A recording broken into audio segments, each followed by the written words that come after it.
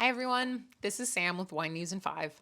I'm about to run and board a train to Seattle to go judge this year's 20th annual Seattle Wine Awards, so I'm going to keep this pretty tight.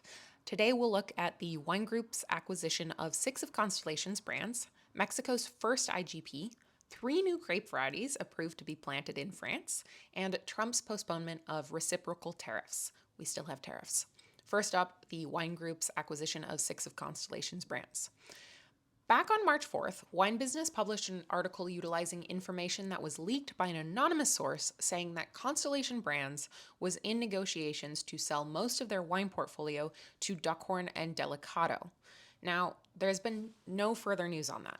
However, on April 9th, it was announced that the wine group, the owners of Cupcake and Franzia, had purchased 6 of Constellation's wine brands: Cook's, J. Roger, Mayomi, Robert Mondavi Private Selection, Simi, and Woodbridge, as well as purchasing 3 production facilities and the property or the leases for 6,600 acres of property. So, my question is, was the leaked information just to encourage bids? And will Constellation also be selling its premium wine brands? Next, Mexico's first IGP. Many thanks to Mexico wine expert Luis Huron for sharing that on March 24th, Mexico was granted its first IGP, Indicación Geográfica Protegida, or Protected Geographical Indication, for wine by the Mexican Institute of Industrial Property, the IMPI. The official specifications for the IGP were published in the Diario Oficial de Federación, the DOF, on March 10th. The new IGP is for Querétaro, one of Mexico's 31 states. Querétaro is located in north-central Mexico, about 2 hours drive north of Mexico City, and is the 3rd largest wine-producing state in Mexico after Baja California and Coahuila. And it is the largest producer of sparkling wine. According to the DOF, it currently has 550 hectares under vine. While the IGP specifies the area of land on which grapes are grown, wine growers can cultivate any variety they would like, and according to a piece we published from Luis Huron in 2021, Querétaro is best suited to early ripening white varieties. Sauvignon Blanc and Chardonnay do well here, as well as the Cava varieties, Jurelo and Macabeo, which have been popularized by the Cava giant Freshnet, who has been making wine in this region for more than 40 years. On to 3 new grape varieties that have been approved to be planted in France. So on March 25th, France's Minister of Agriculture added 3 new grape varieties to the list of grapes that can be planted, replanted, or grafted over for the purposes of wine production in France: Mauvais Blanc, Mauvais Gris, and Exlys, a white variety bred by INRAE, the French National Research Institute for Agriculture, Food, and the Environment.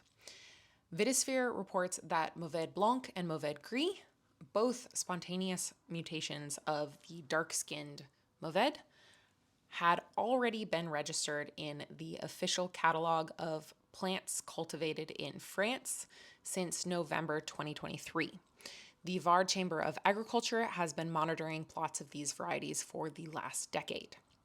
The INRAE developed Exlys by crossing Alain Bocquet's MTP 3160113 and Bronner from the Freiburg Institute of Viticulture in Germany and registered the variety in May 2024.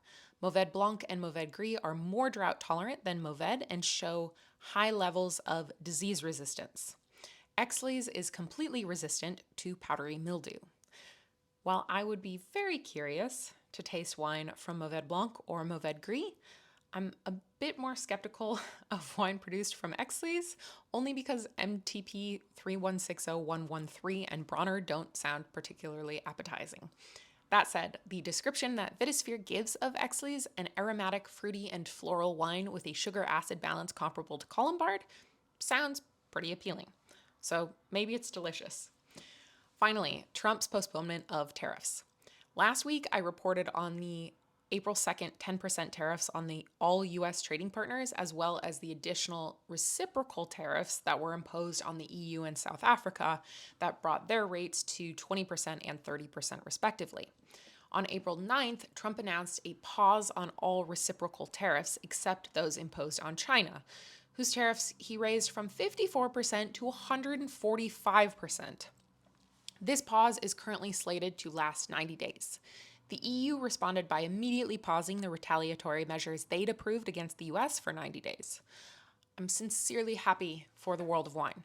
However, it is not all sunshine and roses. The 10% blanket tariffs are still in place. There is a massive amount of upheaval and uncertainty, and the US and China are in an escalating trade war that has the potential to cripple the US economy and possibly China's. But globally, we are in a better place today than we were on Tuesday.